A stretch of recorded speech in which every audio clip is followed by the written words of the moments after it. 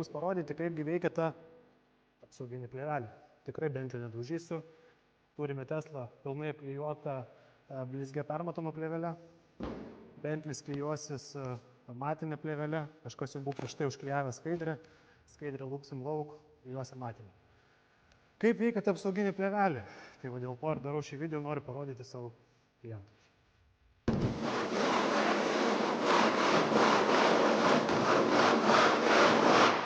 Taip.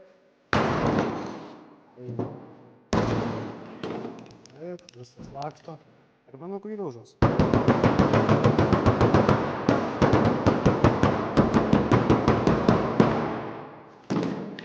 Automatinės plovyklos. Tokį patį šiek tiek ir naudoju.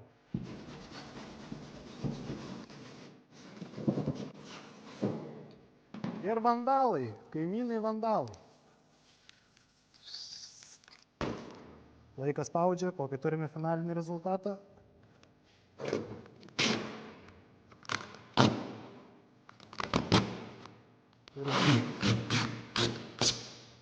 Viršius kaip naujas.